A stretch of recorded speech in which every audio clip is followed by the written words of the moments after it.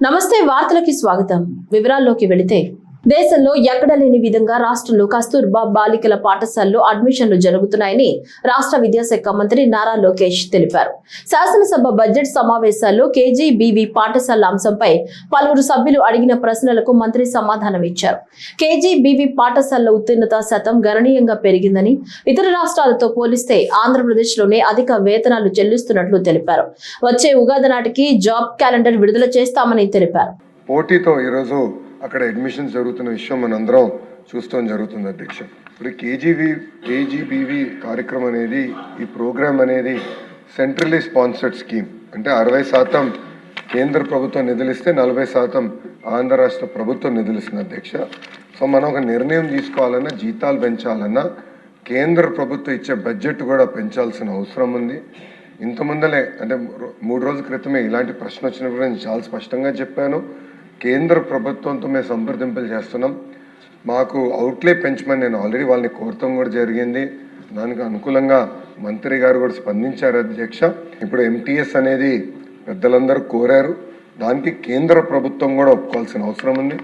సుమారుగా 11,000 మంది ఈ వ్యవస్థలో పనిచేస్తాం జరుగుతుంది అధ్యక్ష. ఇది 11,000 మందికి సంబంధించిన విషయం.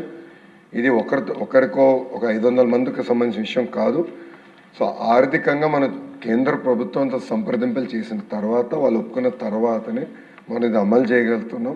ఈ మ్యాటర్ ఆల్రెడీ హైకోర్టులో సబ్జుడిస్ అధ్యక్ష, హైకోర్టులో ఈ పిటిషన్ కూడా ఇప్పుడు వాళ్ళు పిలుస్తాం జరుగుతుంది. అక్కడ పిటిషన్ని రివ్యూ చేస్తాం కూడా జరుగుతుంది అధ్యక్ష.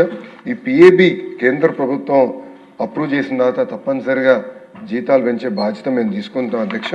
అంతేకాకుండా అధ్యక్ష, గౌరవ సభ్యులు ఒక విషయం తెలియజేయదలుచుకున్నాను. ఎస్, 100% రిజల్ట్స్ బాగా వస్తున్నాయి. వాళ్ళ జీతాలు పెంచాల్సిన బాధ్యత అటు కేంద్ర ప్రభుత్వం పైన, ఇటు రాష్ట్ర ప్రభుత్వం పైన ఉంది. దాంట్లో ఎలాంటి సందేహం లేదు. అది చెప్తూ నేను గౌరవ సభ్యులకు తెలియజేసేది ఏంటంటే, ఇతర రాష్ట్రాలతో పోల్చితే మన రాష్ట్రంలోనే ఎక్కువ జీతాలు చెల్లిస్తాం జరుగుతుంది అధ్యక్ష. ఆల్రెడీ ఇతర రాష్ట్రాల కన్నా మనం ఎక్కువ ఇస్తున్నాం. చేయాల్సిన అవసరం ఉంది. నాకు ఇది అవగాహన ఉంది. గౌరవ సభ్యులు కూడా నన్ను కలుస్తాం జరిగింది. అందుకే నేను ధర్మేంద్ర ప్రధాన్ గారు కలిసినప్పుడు మాకు బడ్జెట్ పెంచమని నేను కోరటం కూడా జరిగింది అధ్యక్ష. అది తప్పనిసరిగా మేము ఫాలోఅప్ చేస్తాను గౌరవ సభ్యులు తెలియజేస్తున్నా. అంతేకాకుండా డిఎస్సి గురించి గౌరవ సభ్యులు ప్రస్తావించారు అధ్యక్ష. గతంలోనే గత సంవత్సరంలోనే 16,000 మంది ఉపాధ్యాయుల్ని మనం నియమిస్తాం జరిగింది. ఈ సంవత్సరం ఉగాది నాటికి మెగా జాబ్ క్యాలెండర్ ఇవ్వాలన్న లక్ష్యంతో మేము అందరం పనిచేస్తున్నాం. చెప్తాను, చాలా తేలికైంది అధ్యక్ష. వర్టికల్ హారిజాంటల్ రిజర్వేషన్ చేయాల్సిన అవసరం ఉంది. ఇప్పుడు మళ్ళీ జోనల్ రీనోటిఫికేషన్, ప్రెసిడెన్షియల్ ఆర్డర్ వచ్చింది, రీనోటిఫికేషన్ చేయాల్సిన అవసరం ఉంది.